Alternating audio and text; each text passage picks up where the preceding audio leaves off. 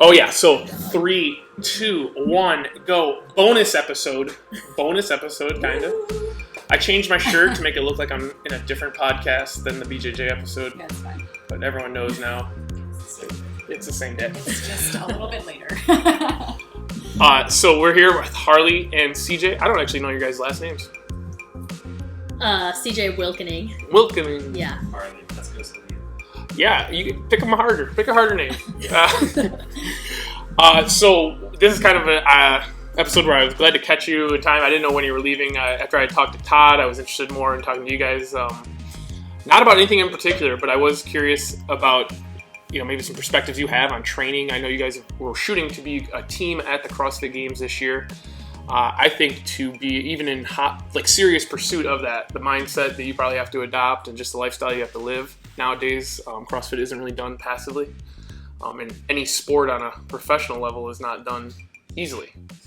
Definitely not. So, if you could, give us a little catch up to what got you here or where you came from and a little backstory if you want, and we'll go from there. Okay.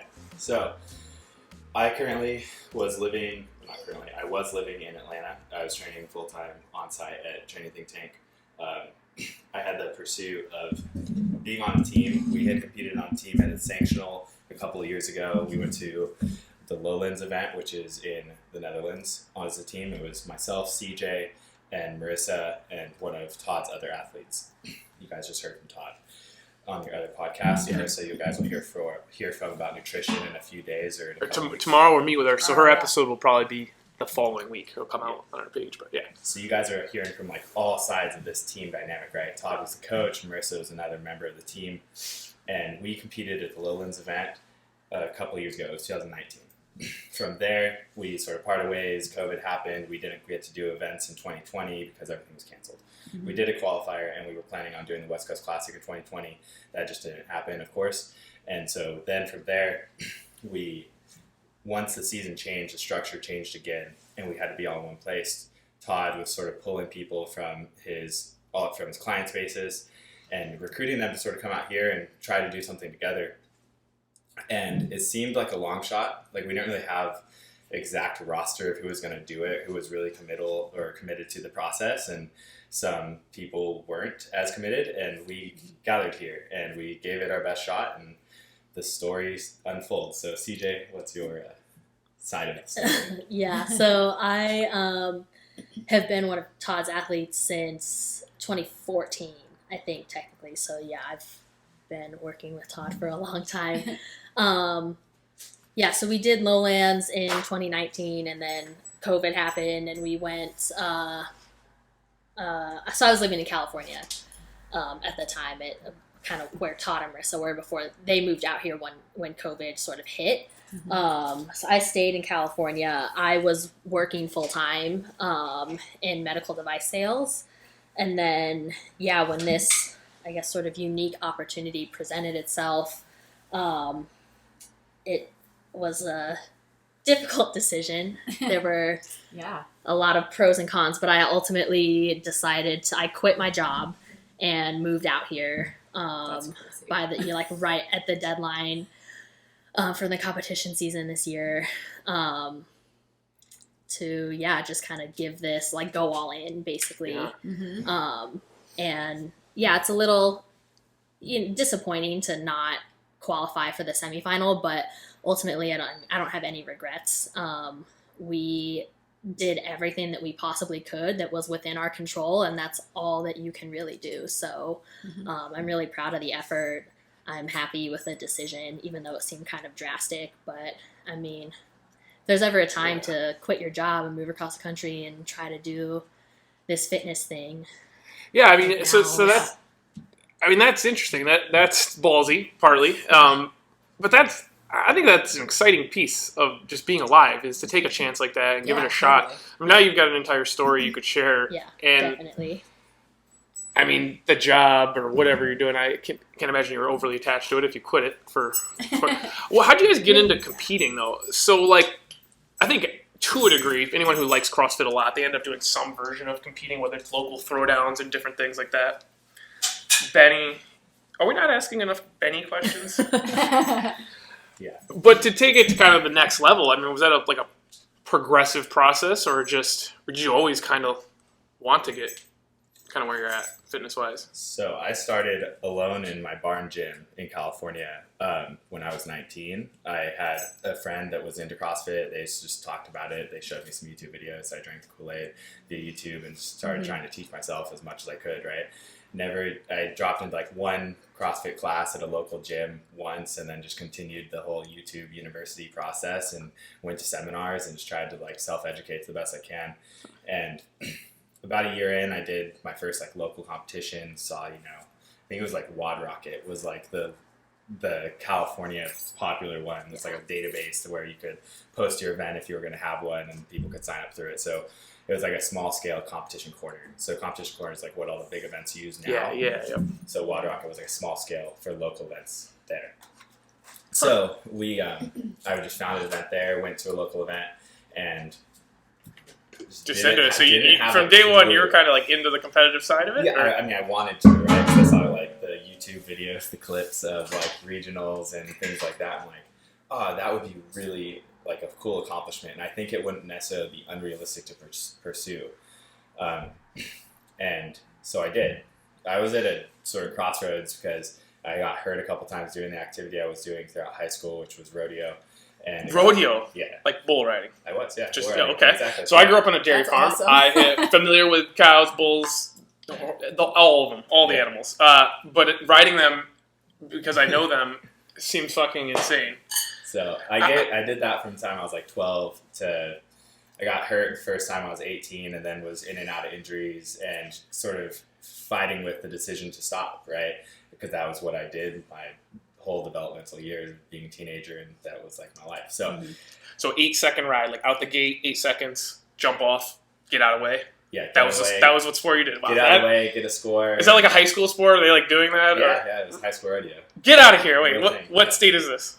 California. California has high school bull riding. Yeah, that's like so New York cool. State does too. Like Mount Markham High School versus Sequoia Valley High School bull riding competition. That's how it works. The things I only thought that was like professional level / like recreation level, not like a sanctioned. So it wasn't sanctioned by schools. Okay. So there was only one school in California that called it a sport, and it was Oakdale, which is Cowboy Capital of the World. I think is what their like town slogan is. And okay, that's just interesting. I would never have thought that. See, this is why I like to do interviews with people at random, because you just find out things that are interesting. Cool. I was going to ask you if you had like a sports background, and I was like, no, yeah, I did some football, and I played some hockey. Yeah. No, not that conventional. So cool. Got hurt, had some injuries, was in and out of the sort of decision to keep doing that or not. And at the time, like I was just searching for something as an outlet, right? And CrossFit just fit. So I pursued that. Cool, man. Very cool. I was not like that. I did grow up playing hockey, actually, good. and softball. Yeah, I kind of got into CrossFit in general right at the end of my senior year of high school. My mom actually had been doing it for about 6 months. They kept asking me if I wanted to go with her, and I was like, no, leave me alone. I hate the gym. I'm not going to go with you. Just stop asking. And it was right for prom, and all my sports were over. All my, in Colorado, softball's a fall sport, so that ended. Yeah. And then hockey ended. And I was trying on prom dresses, and I was like, oh, I'm out of shape. Oh, no. I was like, okay, Mom, I'll go with you and like try this thing, like whatever. And that's how I got into CrossFit. But I had no intentions of, I was like, I don't think I'd really want to compete. Like I like doing this, but I don't really have any interest in doing competitions. Flash forward to 2014 when I met Todd, and I was at his first gym. It was just a couple blocks off of the campus where I was going to college in Northern California. And they needed an alternate on their regionals team. They had a team that had qualified that year, and they were like, hey, you want to be the alternate? And I was like, that sounds great. Like, I don't have to do anything. I'm just like listed on the roster. Like, yeah. And then one of the girls ended up not going. And so it was like, oh, first competition ever, regionals, you're in. And it was like the year that they had no cuts based on movement. So like I couldn't do a muscle up. That was the first. I think that was the first year that I did handstand walking. I made it like 8 feet. It was awesome. That's great.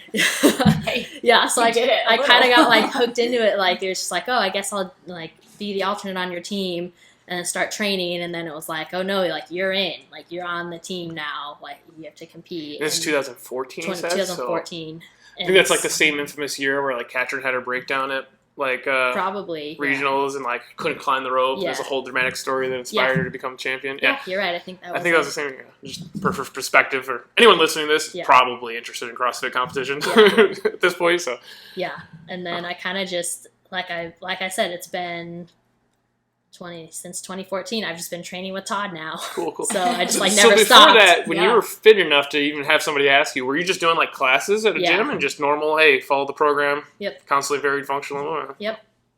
Cool. Shit. Interesting. So now this year, how many times have you guys done the same team in pursuit of going to the games? Like have you been together? You guys have trained together multiple years then? Technically, kind of. So we haven't lived in the same town ever. Okay. Until now. Because that's how the rules in CrossFit changed? Not necessarily. So I was like, I first got asked to come hang out, meet the crew, and be a part of the team idea, I was working at NorCal CrossFit or NC Fit, and I was in San Jose, and it was right down the road from their gym. And Marissa reached out via Instagram and said, hey, we want to put a regional team together. Are you interested? And I obliged, and I was like, yeah, like that sounds really cool. Like NC Fit didn't have anything going on competitively at the time. And so I came out and hung out and got along with everyone pretty well. But at the time, it just didn't align for that season. And I think that was the season they actually shifted to sanctionals as well. Or no, that might have been the last year regionals. I can't recall. Either way, so it was either the last year regionals or it was the year that they switched to sanctioned events. And then they qualified to the Lowlands event without me. They had their own team, and then someone wasn't able to make it happen, or they changed their mind. Teams happen. Yeah, it's hard getting everyone. That's the thing. It's probably a big commitment, right? It's a huge commitment, and so this person couldn't commit to going to the Netherlands, which obviously that's a whole other factor on top of being on a team. Sure. International travel is hard. It's long. It's expensive. Everything that goes into it. So they were like, hey, are you interested? And I jumped on the idea, but I can't remember where I was like living at the time. I think I was just bouncing around, sort of vagabond by trade, and just I fly by the seat of my pants. Hey, you gotta live. Yeah. That's good for you. I mean, you gotta live. Yeah, so whenever the opportunity presented itself, I would basically just like show up at beck and call, and like whenever they needed me, I'm like, okay, I'll come hang out where you guys are and get some quality sessions in, and then we'd go compete, and then we sort of planned a couple like right before COVID, like our West Coast Classic, and then we planned the Lowlands qualifier again. Like we planned to go back to the Netherlands again, and we planned that qualifier too, but. Yeah, I would say that leading into the 2020 season, before COVID, hit and shut everything down, that was probably going to be our most structured preparation for a competition up until this point, because we had multiple events on the radar with the sanctioned event season being able to just qualify for multiple events. You could plan out an exciting travel season and have multiple opportunities to go gain experience and grow as a group. And so we were giving it a fair effort then, and then of course COVID happened, so we got put on hold, and life took everyone different directions. CJ stayed in California, Todd and Marissa packed up shop and moved back to Rochester from California, and then I, during COVID, moved out to Atlanta. So wow. So now to be on the team, what do you find to be the most important part? Like if you're looking at your teammates, what do you absolutely need from them is kind of my question. Does that make sense? Yeah. Like, go ahead. What do you think is important? There's a lot of things that I think are important. I mean, on the one hand, I think a lot of people's first instinct is maybe like certain benchmarks. But I think we've learned this year that that's not necessarily the most important thing. And I don't necessarily think that's ever the case. I think it's more about like the chemistry and working well together, and just like communication I think is huge, both on the competition floor, when things are starting to break down, or especially in a team setting when you're doing things like synchro, being on you'll see a lot of people, teams, someone will say like, okay, 3, 2, 1, and someone goes on 1 and the other person goes on go, and then they have to take an extra 5 seconds to start over again because they're not synchro. And so little things like that, but then also outside of that, of like, I think this year. That was a specific example. So that happened to us at Lowlands, but we were just at the end of our energy and we were completely blowing up and falling apart, and it happened. Like, I was like, ready, go. It's like a domino effect at that point, right? Just jumped a second later, like every time, and I was like, oh no. Yeah. It's very funny. I wasn't referencing that specifically, but thank you for bringing it up. That was a very specific. But like, accurate. Yeah, and then like this year specifically, I think there were certain things in the beginning of, when we all first came out here, there was another male athlete that was supposed to be our second male who ended up changing his mind. And I think if we had been a little more dialed in with our communication from the beginning, that maybe could have been avoided, or we just could have been more prepared for that. Yeah, I think she's referring to more communication as just people, right? Like not how we work together, but right, like, just what's the expectation? Well, Like, how committed are we as a group? Yeah, do we just really being on the want same this? page. Yeah, and being open about it, like, and Yeah. hurting people's feelings, like by saying, no, I actually am questioning what we're doing here, is okay if you're open and have that communication, because at least no one's caught off guard, right? So, what were you thinking? I'm done. Oh, you're done? Yeah. Okay. Yeah, I think that communication's huge. I think to piggyback off of CJ's point about metrics and benchmarks, I think there is a prerequisite. You have to be good enough, right? Or strong enough, or good, whatever. You just have to meet the standards of the sport. Because if there is a discrepancy in fitness, it doesn't always play out. And so to elaborate more on our story and what ended up happening after our original planned other guy, he changed his mind, it didn't work out. Todd stepped up. Todd filled the spot, and he'll be very open to say, like, throughout his season of training, he was like, I'm not trying to compete. I'm going to take today off, or I'm going to skip this section of training because, like, I'm a coach and I'm just putting all my eggs in the coach he has mentioned a few times, he's trying to stay healthy and just be normal CrossFit enthusiast. And he crushes it. He's very fit and very healthy. Oh, yeah. No doubt about it. Yeah. Well, I think we all know, that health and fitness you get from CrossFit, and then the pursuit of competitive excellence is not the same. Yeah, I mean, it's not the same, but CrossFit itself works. Like, if you eat well, which, Marissa keeps him dialed in, and he stays pretty in tune with that, and he trains regularly, maybe not to the extent of a competitor, and he's maintained a lot of fitness, and it's impressive. And so he stepped up and he gave his absolute everything he could. Like, he gave his best effort. He ended up in a puddle a couple times, and it was great, and it was very fun. And we were very proud of him, I think. Yeah, very grateful. Very grateful. So, and they're just, even with him pursuing health and fitness, it just wasn't quite the same as being a competitor. And it just, as a group, we weren't able to compile the scores required to get through to the semifinal stage. You can't make up for that time lost. There's, time put in is time rewarded for it, right? Yeah. Well, interesting. Yeah. I know from just being on different sports teams and stuff, sometimes the thing you can love most about being on a team is just being in that pursuit together. You don't. There's been times where I played football or different teams I've been on. It's like not everyone is as good as everyone else, but when everyone is giving their 100%, you can at least love and respect it. And win or lose, we played our ass off. I'd rather lose with you than win without you, kind of stuff. At least that's from my experience on teams. So I imagine you guys. What do you think?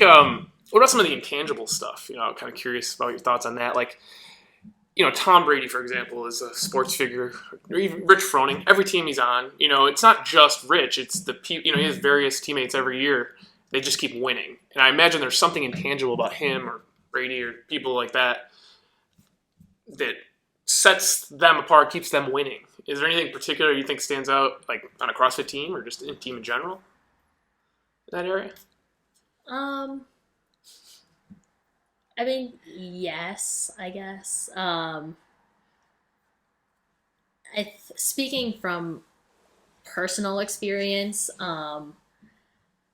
I think I tend to know, I personally am not that like step up leader all the time kind of person. I tend to be more successful, I think, in a, I don't know, quote unquote supportive role. Playing your role. Yeah. And I think that can definitely be, you know, good and bad. Like, it's good to have the balance. Like, I've always thought of Marissa as more of the like leader, like a team captain sort of, at least it's definitely in terms of like the females.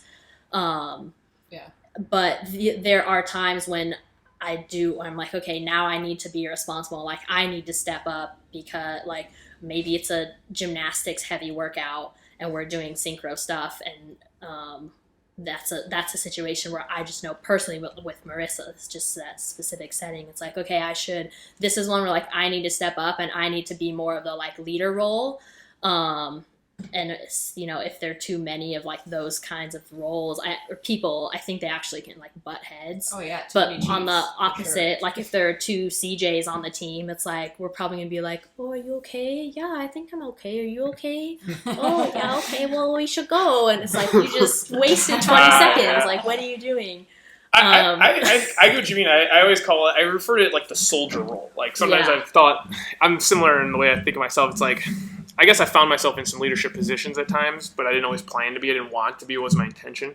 Where I prefer to be like, hey, you tell me what to do, and I will make it happen, come hell or high water. Yeah. Like, you know, and it's kind of like, hey, give me orders, I carry them out, kind of thing. That soldier mentality. And I've always felt like I've been able to thrive in that area. But kind of like you're saying, to always know when to speak up or say things or have the plan, it's tough. Or like that book, Relentless. One of my favorites all time. Yeah, Where there it is. It's right there. Yeah, that's my favorite book of all time. Like the closers and the... Absolutely, I can't remember the other two. The closer, cleaner, and cooler. Yeah. So I'm like, I think that I'm more of a cleaner. Okay. Which is kind of like, I'm not going to always be the closer, but I do when it's crunch time, like I will be there for you. I love that. So, that's awesome, because that is definitely my favorite book of all time. Anytime someone asks me, that's what I always say. And very few people have read that book, and it's a good one. I think to be a cleaner is very difficult. Tim Grover used to be the personal trainer for like Michael Jordan, Kobe Bryant, he worked, Dwayne Wade, some other like high level basketball athletes. But if you know anything about those athletes, it's their mentality. They are not particularly the most physically gifted, but they are just relentless in their pursuit of excellence day in, day out. And they're not even easy to get along with, but they'll get results. Yeah. I love that. Do you think that's something, I feel like after I still think about this a lot, but do you think that being a closer is something that you can learn to be, or do you think it's just kind of innate? A closer or a cleaner? Can you give a brief description to cleaner, closer, and cooler? Absolutely. Yes, please. Yeah. Summarize for the listeners out there. Look at Yes, exactly. No. AKA you. A cooler is essentially someone who's on the team who does their job within the expectations. They show up on time, they do their job, and they leave. But really nothing outside that. You can't rely on them to do abnormal things at abnormal times or step up to the plate. A closer is typically someone who is exceptionally talented, they're above average, and when the game is on the line, from time to time, they will step up and do something amazing. And then a cleaner is typically the kind of person who every single day in every single area of their life, they're in pursuit of like higher excellence. Wait, aren't those switched? That's the closer, right? No, that's the cleaner. Oh. The cleaner is the highest level. The closer, because they're not always reliable. Sometimes they don't come through for you because they're not. They'll try. They're good people. You need closers on your team. You need people that can step up in a moment and hit a home run. But they're not going to get on base day in and day out. They're the people who stay late. Or no, I'm sorry. Those are the closers. Cleaners are people who stay late. They get there early. Everything is always on them. Absolute responsibility. Complete ownership of every situation. It really, literally could have been another teammate's fault that something didn't get done. But they, as a cleaner, take it on them. So can we say that the cooler, in layman's terms, is like fulfills and just does what's sufficient? Yep. A cleaner is slightly... Closer is the next step. Closers. I got them switched. Yeah. Okay. So closer will try really hard. Yeah, will miss sometimes, but and they're typically talented people. They're good, but they're they don't enough like to stand out a little bit more than a cooler. And then a cleaner is more dialed in through all aspects, and so they go above and beyond. Like a closer, too, another example of a closer, when the game is on the line, it's close, we're in the championship series, they're playing their ass off. Yeah. But when the team is 0-8, they're just, fuck it, we're not winning anyway. Okay, where a cleaner never lets up. There could be 0-8, down by 20 points, they're playing their ass off. They're winning by 30, they're pouring 30 more points on. That's a cleaner. So it's that kind of mentality. It's relentless. Obviously, the name of the book. Yes. But anyway, got done a tangent there. Gotcha. I'm passionate. I love that book. It was a good tangent. Sometimes I just need like a motivational pick-me-up. I'll listen to a chapter of that audio. But I don't know where we were going before that book. I don't know. We were talking about the aspects of a team, and you asked about like the intangibles of what makes like Rich his team. So yes. How do they continue to it's like Rich is a cleaner. Win? Yeah, Rich is a cleaner. Yes, absolutely. So I would agree with that statement from the brief overview you gave us of each topic.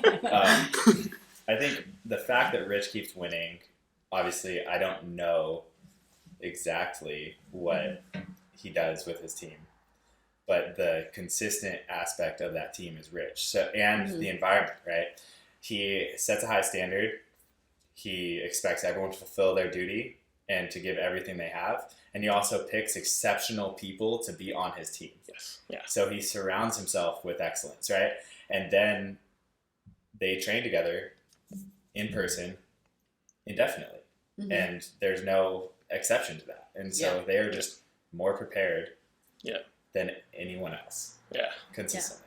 I think that's another thing that we didn't really touch on, but in the team setting specifically, like super teams versus teams that have trained together and have the experience together, I think the experience is something that at times is very underappreciated. I think that's something that we actually kind of were able to see firsthand when we were at Lowlands, because even though the four of us as a complete unit only had a week or two before we left to fly out there to actually train together and work together and, figure out kind of that team dynamic, and ended up paying off a lot in the heat of the competition.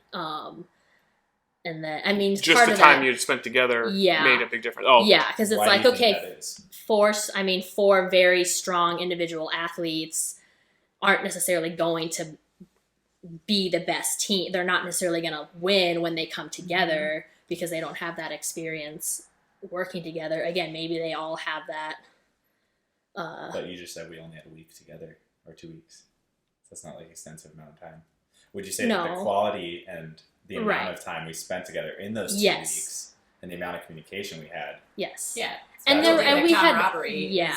And it was like a crash course. Versus so like time together. Yeah. If you think about like a fighter, right? They talk about doing a training camp leading up to their fight, and they are just completely invested in their own world, they have everything dialed in, their mindset coach, their nutrition and training, and they're completely invested. But they do that obviously for like 6 to 8 weeks up to a fight.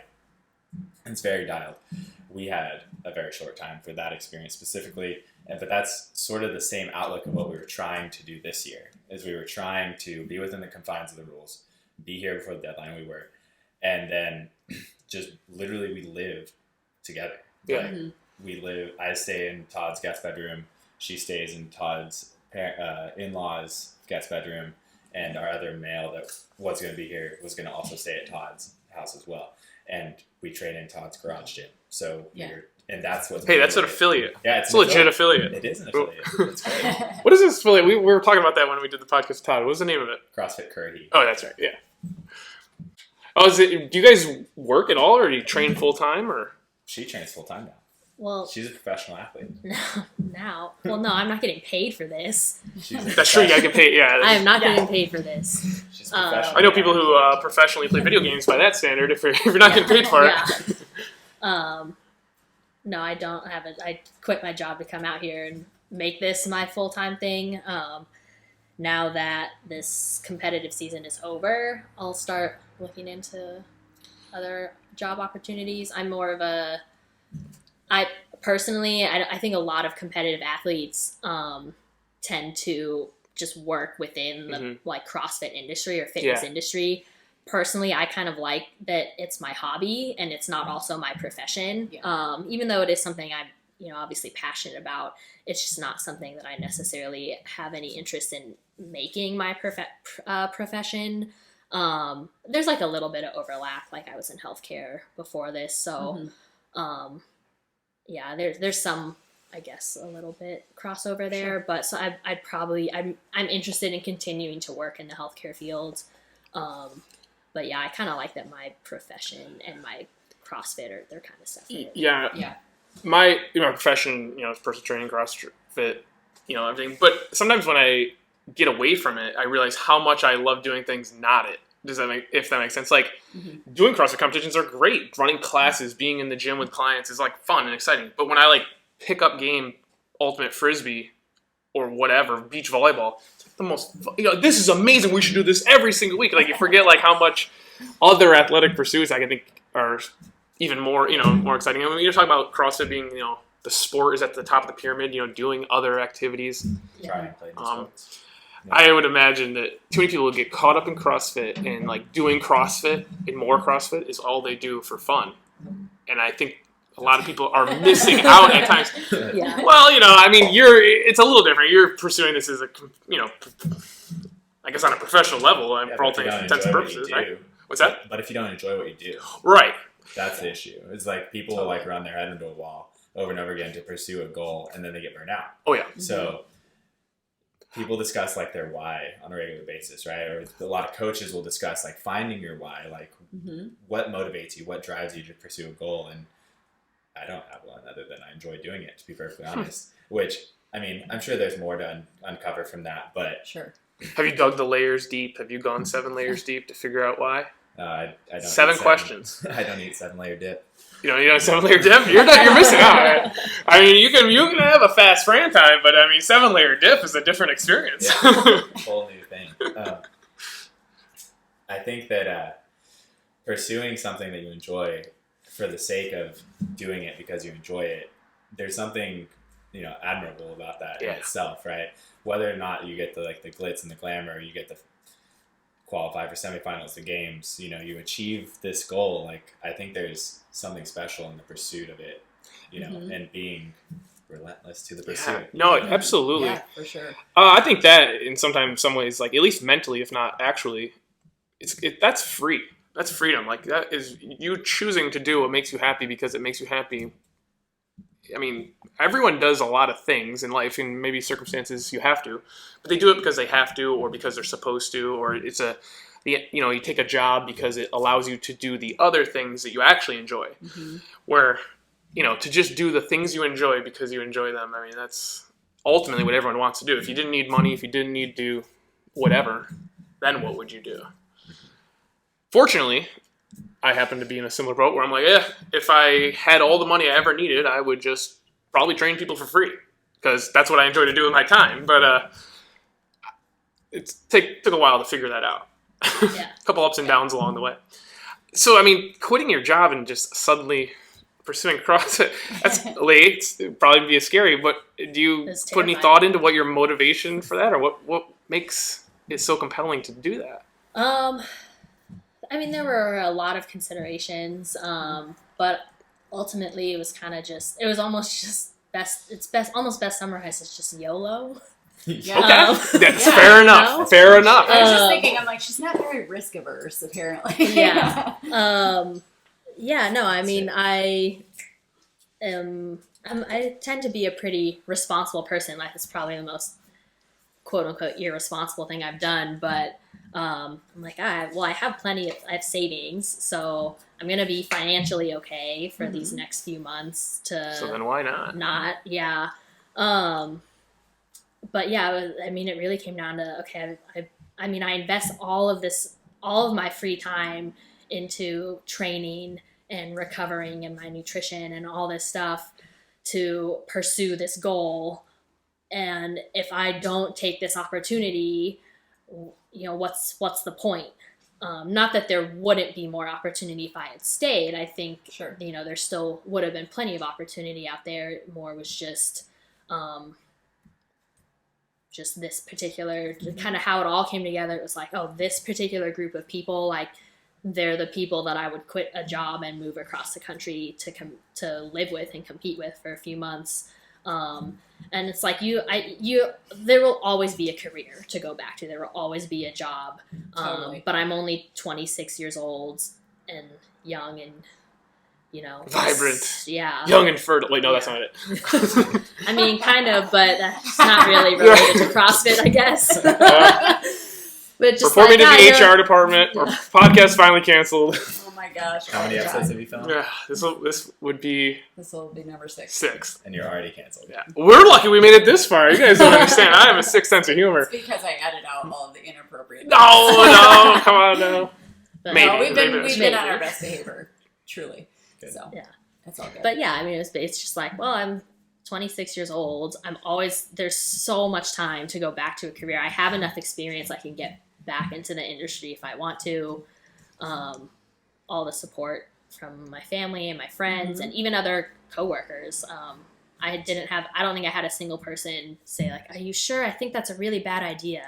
Everyone was like, wow, I had a lot of people say like, I'm really jealous. Like that's an awesome opportunity. Yeah. It's something like, you had to really like cool. mull over a little bit? Oh was yeah, it I like had a several go? breakdowns. Okay. I'm Several. definitely like a gut reaction person, and I'm like, yeah. There were a day I was like, no, I can't do it. Like I decided, I was like, I can't do it. I'm gonna just stay. It's gonna be fine. And then I was like, no, I'm gonna do it. I'm gonna do it. And I went back and forth, and then I broke down a couple times. Almost every other day we would have a different conversation. Yeah. And it'd be like, oh, you're excited today. Okay, here's a pep talk. And then it's like, oh, you're sad? Okay, don't do it then. Like, It's gonna be okay. Your pep talks were really good. But then whenever I was like, I don't know, you were like, well, then you don't have to do it. And I was like, well, why do I? So, like, someone just tell me what to do. Yeah, then that goes back to that freedom thing. Is you don't have to. Yeah. You choose to, and for better or worse. Yeah. Well, and I was like, hey, once I made the decision, it's like, okay, once again, like all in, you cannot look back. Like you can't be like, oh, what if I had stayed? Like I haven't. I'm very proud of that. I said, 0 regrets. So good. That's awesome. Commend both of you for you living your life. You're going for it. That's awesome. And I did want to. It kind of was in the back of my mind that in the next couple of years, I wanted to probably try and move back home to Colorado. And so this kind of just presented an opportunity to do that, actually. It was like, well, why don't we go out there? We'll see how far we can make it. Like, hopefully we at least make it to semifinals. And then after that, I can just go home and be with my family in Colorado. So it kind of just presented another opportunity to do something I was hoping to do in the nearish future anyways. It just expedited the process. Do you have a favorite moment in competition, like that adrenaline anxiety combo that you just like love? A specific moment? It makes for me, for example, like when I was doing competitions regularly, like it'd be that moment right when your heat's getting lined up and you're like taking the floor. I'd be like, this is fucking awesome. I'd be like, even if I finish last, being right here, right now, it was worth coming to this thing. And like, I just loved that for a while. Like, I think as I got less interested in like less competitive, I guess, for whatever reason, I stopped feeling that way. But for a while, I used to just, that moment we're walking on the field, you're stretching out your last stretches, your anxiety's up, but you're also excited. I used to love that. I don't know, is there anything like that for you? I tend to be pretty nervous, but you like fake it till you make it, Yeah. And then so I'll feel kind of nervous, but also confident knowing that like, well, once the clock starts, I'm going to forget about it and I'm going to just like do the thing. But yeah, I know exactly what you mean. Where it's like you're nervous, but you're also like really excited and try to like take it all. You're like, we're here, like take it all in, but like you gotta focus on what you have to do.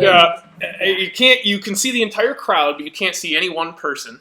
You can maybe hear your partner or coach or whatever, but you can't hear anything. It's like weird dynamic, and I just like the focus and the adrenaline, being in the zone or whatever. Then you're like one deadlift in and 3 pull-ups, and you're like, oh shit, it's on. You don't even think about anything else.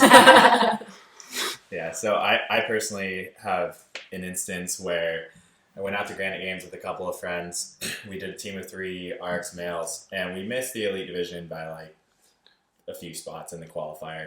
And so I was like, okay, like we can either, if we do get through, we're either going to be last place elite, like on the leaderboard of the qualifier, or we're going to be top few in the RX men. And I was like, it might be more of a fun experience to go out and just perform to the best of our abilities and may actually do well, like in the lower division, and we may grow from that. And so we went out, gave it our best effort, and there was an obstacle course event. You had to, do some rope climbs, traverse some rings, a series of rings that were hung across a rig, kind of like monkey bars, right? Okay. And then you had to go across a balance beam and then like over a big like foam wall, run out, run back, and then do it in reverse basically. And it was a relay. So it was basically like an individual event. You just had to do the best for yourself, which would be the best for the team. Right. So I was the last guy. I was like the anchor, right? Yeah. And I made it through on the way out, and I was running, and it was probably about 40 yards across, and then you'd turn around a pylon, and then 40 yards back. And as I was running back in, it was just that quiet experience you just described. Like you can sort of see like everything around you, but it was just like very like peaceful. It was far enough away from the speakers that it was like actually legitimately quiet, and you just hear this faint announcer in the background, and it's like, our team name was Guys Being Dudes, and he says Guys Being Dudes in first place, winning like they've been doing like all weekend or something along those lines. I paraphrased poorly, but in that moment I was like, wow, this is pretty neat. But it was an obstacle course. It wasn't true like a CrossFit Metcon, because exactly what you said, like 3 deadlifts in and a couple pull-ups, and you're like, oh, it's real, and I forget everything. Yeah. In that moment, it was a calm enough event where I could like actually take in the surroundings and in a positive light, because we were in first in that moment. So it was very cool. And then it was like 2-minute transition into a sled pulling event. It was like 1 partner is pushing the sled and 2 people are pulling the sled. Okay. Because there's 3 people moving like a few 100-pound sled together for just 300 yards for time. And it was the worst thing I've ever done. Oh, man. That's horrible. Everyone was just in a puddle and just completely sprawled out on the ground. Every team, no one walked away from that unscathed. Like, no kidding. Oh, man. I usually just have to ask other competitive people like what their worst workout is, or what the worst workout they've ever done in the competition is. It always involves a sandbag. Like I know for myself, there's one that was like sandbag over the shoulder, box step ups with a partner, you had to chip through a chipper. Apparently, my partner and I did really good. I almost started puking during one part of it because I didn't know we were winning. I just was going as hard as I could, and my partner was super fit. We're going as fast as we could. We get to the end of it, I'm like, I can't move. I think I'm done. I don't even want to do the other events. But well, you just said that one. So I was going to ask you, you ever have an event in a competition where you're just like, that's the worst thing I've ever done. I never want to do it again? Yeah, you could ask Marissa about it. Actually, it was a partner comp I did with her. Was it a sandbag? We've talked about this. No, it was a light sled and assault bike. It was just like an AMRAP, like you go, I go, like each person had to complete a round, I think, and it was just like that combo, a certain number of calories, and then the sled pull, and the sled was light, so it's just like, okay, you sprint. We tested it. I don't think we tested the whole thing, but we were like, let's just do a few rounds to see what a realistic expectation would be. I want to say it was like 10 minutes or something, and we ended up like e-momming it, so we got like 10 rounds. But I've never felt that way after a workout before. Like I just like went over and laid down in the grass, and I distinctly remember Marissa like just kind of walking by because I was like, in my head I was like, that bitch, like she's fine. And I had the same thought. I was like, it was the first workout of the whole competition. And I was like, we have to pull out. Like, I can't, I can't do anymore. And Todd came over and was like, hey, I think you should stand up. Your face is like really white. And I was like, oh no. So I like got up and I walk around. I see Marissa and I like walk around the corner and she's standing there just like bent over her knees. And I was like, oh, thank God she feels it too. And I'm pretty sure we just like found this courtyard and we were both just back there like dry heaving for like 10 minutes no. because I'm always I'm like, I refuse to like throw up after, like, I will not let the workout like beat me in that way. And in that moment I was like, please throw up, like you feel so much better if you just throw up right now. Yeah. I don't know what it is, rough. but when I see another person throw up, I think it's fucking hilarious. Like, I don't care if they're throwing up from competitions or drinking. It is still funny to I know. I would see people throw up like in college, like guys who drank too much or whatever, and I would just start laughing so hard. It's kind of partially disgusting, but also hilarious. So then when somebody does it doing CrossFit, it's like, well, I wouldn't want that to happen to like my average Joe personal training clients or regular people, but like competitors who ask for it. You know what I mean? It is the sled. The sled gets people. That lactic It was acid. just like the combination. It was like assault bike and sled, and it was the first one. Like Todd was right next to us, and he's like, "Keep going, you can do it." And I mean, we definitely we cleaned up that competition. Yeah. I can't remember. Like we had to have done like 10 plus rounds because I do remember we like EMOM'd it, and I don't know what the next closest time was. I think it was like 8 rounds, maybe. Like not what we the did. sled push and the assault bike, though. I've It was- never done it. I don't think I've ever done a workout with those in Yeah, combination. just But 'cause it was- Get any ideas? oh, They're I don't think I could do that to senior a class of programmer. regular humans. Plus, we don't have enough sleds. We only have like 2 or 3. Well, that's how you make it like a team thing like that. Well, It was just like short enough calories that you have to sprint the bike. So you Like- combo line it. Yeah. Relay. You have like team of 3 or 4, and then they rest 3 or. so 3 to if I 1 put that in basically. class, I just want everyone to be mad at you guys and not That's me. fine. We're leaving. Yeah, anyways. yeah. Doing great. Harley and CJ, And they're then the lighter professional cherry athletes. picking They said it would be a good idea. Again, light What enough am I- sled that it's like you're running with it. Like Oh, Good. man. There's no That's reason to good. slow down. Yeah. there's no reason to slow down. Yeah, so you guys are leaving. Harley, you leave tomorrow, and Yes. then you're leaving another week or so? Yeah. Cool. Well, bummer, actually. It's too bad you guys aren't staying around. It'd be fun to Yeah. see. Well, I'm sure we'll just be have you around. back since Oh yeah. Todd is still my coach, so Cool. I'm sure we'll And have I'm some the fun permanent stuff. +1 apparently. So Yeah. Oh, according cool. to the team, I have to There keep you going go. back. Yeah. So we either got to get Todd fitter or find another alternate or reestablish a whole new team, or I don't know. No idea. What's no plan right No now? For plan next, right now. For next season, I don't have a clue. Honestly, I can't see past June at this moment. Yeah. You're in hot pursuit of Yeah. now trying to qualify through a sanctional, right? No, so Or okay. earlier in the season, or before the season technically started, it would have been January. I did a qualifier for an event in Northern California. Qualified to that, and it falls in line with the semifinals pretty closely. So since I was out here, I just threw that idea to the back burner and put all my marbles Mhm. here and gave this a run. Since this didn't work out, it's still there. I already signed up, already paid for it. Like, it's a great backup plan. I get to go home. I haven't been back to California since I moved to Atlanta in September. So it'll be like the first visit to see all my friends in like 8 months. So gonna make a cool experience out of it. Fly out there. I fly in May 20th, and the event is the 22nd and 23rd. From there, after the event, I'll get to sort of let loose. That'll be the end of my season, you might say. What is letting loose like for you? I like a couple- Beaches and beers, or or as fast cars, loose women? I don't know. So the stereotype of California is beaches for sure, but I'm actually from the Central Valley of California, which is all agriculture and farmland. So there's not a beach within a couple hours of me, so 3 hours or so. I'll probably go hang out with some cows and ride some Hey, horses. ain't nothing wrong with There you that. go. Just kidding. Those are my people. Those are my people. No, realistically, after the event, we'll just rendezvous with some friends, just Just relax. reconnect, relax, train a little bit. Yeah, I was gonna just say, sort how of much would you be training? Like, what do you take weeks at a time off afterwards, or I'm not opposed to taking a few days off. So 2 days? I mean, Big difference in a few That's- days, a few weeks. You know. yeah, absolutely.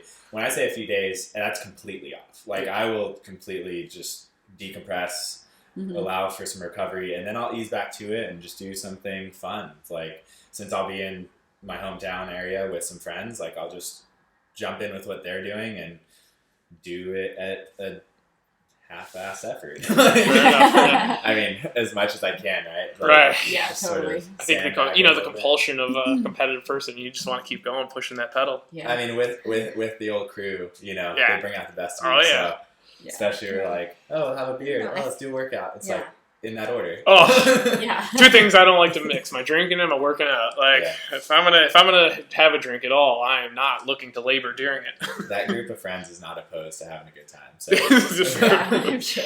All right, so we'll wrap this up just because I think we have lives to live outside of here. We've been we've been podding a lot today with some other stuff, but and I just want to be respectful of your time. But if you were to give someone who's either on a team or in a team or maybe even looking to compete in CrossFit some general advice, some must-haves, what would that be? I would say get a coach as early as you can and form a trusted relationship with them. And so as an individual athlete, if you do want to, and you don't have to be competitive, but if you want to take fitness and health and optimize it, having an individualized coach really helps. And you can do a lot in a group class, and you can do a lot for yourself by joining an affiliate. Absolutely. I'm not discrediting that. But if you want to take it a step further, an individualized coach that you form that relationship with, you communicate with daily and have check-ins weekly, and with, you know, you have a tweak or life happens, you have a vacation, your kids are sick, anything. Mm-hmm. Instead of just putting it on hold, it's like, oh, let's just make an adjustment. Could you spare 20 minutes today, 30 minutes today? What can you do for yourself? And you can start having that dialogue of just still optimizing each day and keeping yourself on track towards whatever your goal is. And if it is competing, obviously that dedication and the time that it takes to become the best you can be is greater. So having a coach, having someone to help structure that plan is probably the most valuable thing you can do. Yeah, I think almost piggybacking off of that a little bit, it's just like consistency is key. Mm-hmm. I mean, in everything, in training and nutrition and your sleep, water, all that stuff, like consistency is key. And then even expanding into, if you're talking about teams, specifically someone that wants to, you know, compete on a team, it's like, okay, well, it's going to potentially require some networking, like the way Marissa reached out to Harley and like, now look where we are 3 years later. Mm-hmm. But again, kind of just like being consistent with that, also of like getting people that are like-minded and that have similar goals as you, and, you know, trying to train together every now and then. You're cool. Yeah. Sweet. Yeah, well, just to say, thanks for coming on and talking about this. Yeah, You know, thank you very much. I think it was fun talking to you guys, and I think people will enjoy hearing some of your perspectives. So. I definitely give you guys big credit for just getting after it, living your life, you know, taking some chances on your job, or I'm just moving from California to the Northeast in the prime of winter to get there. oh yeah, that wasn't wise. but you know, good luck in the future. Just doing whatever you're doing. Obviously, here at the gym, we'd love to have you back anytime you're in town, and you know, or in any manner. Yeah, you guys have been great. Like, thank you for the Absolutely. hospitality. It's been a really No, cool pleasure to have you. have Yeah. the support. You guys here. seem like great people, and just, you know, it's fun. I can think of nothing else to watch you guys train. I was telling Harley yesterday, I was like, man, when I was watching you do the one open workout with the bar muscle ups and all that, Yeah. I think would you finish in like 10 something, right? I think it was, low 10. So I remember like working my way through the middle of the muscle ups, but I was at like 11 minutes, and I was like thinking in that moment, like, oh shit, this last set of thrusters is gonna be horrible. And then I remembered in that moment somehow, I think Harley was done already. I was like, how much pain must have been in, you know? A lot. Then I went back by to the looks of struggling. it. Well, I watched the video. I didn't get up off the ground for 2 minutes to start loading my bar. Yeah, after yeah. that. And so just to give perspective, like, I think That's you all had hard 5 managing. minutes to lift in that? 7. 7, either way. A large portion of it, a third of my time was spent sitting on the ground and the room's moving. Like, I'm not moving, the room is moving. And I'm just Yeah. like, I am absolutely not okay at this moment. I watched you do that workout. I thought you looked fairly composed, at least especially after I think about how horrible I felt midway through that. Yeah. I was like, he held it together pretty good, actually. And I think that's funny too with CrossFit. You know, like the fitter you are, you may look more composed, but you're in the same living hell that Yeah. like the average Joe who's doing the same thrusters and stuff is Yeah. feeling. It just happens faster. Yeah, I have this bad habit of saying ow. I verbally say ow. Yes. And now it's That's like great. the running joke is like they'll just mock me. Just like ow.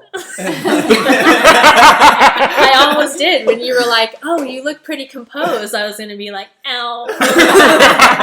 That's definitely what you were saying. Fair enough. 100% said ow at least A lot, 10 times. a lot. I'll be thinking as the next time I'm in one of those workouts where I'm just like, ow! Don't pick up that habit. It's gonna be hard to know. It's the first thing I'm gonna think. As soon as that, you've dropped the bar and the rush of blood comes through your heart, and you're just like, ow! Mike McGoldrick is a coach at Training Think Tank. One time after a qualifier, one of the open workouts a couple years ago, I was saying ow at the time, and I think that was like as I was forming this bad habit. It's stupid. Don't do it, people. Every time I said ow, he goes, yes. And then we just like started saying yes to each other for a while. Like, it was so. That's great. Well, I think if you want to drop the habit, you have to replace the habit with a different behavior, right? Yeah, I think that's exactly So what he was soon you're trying gonna just be like, yes. Was it Kit from Napoleon Dynamite? Suddenly you're just gonna be like, yes! And the more it hurts, the more you start yelling yes louder. Then you just become masochistic. Yes. Oh my god. Oh, that's funny. Alrighty, well that's a wrap. Great note. Thank you. Thanks for Thank having you. us. No, thank you for coming in.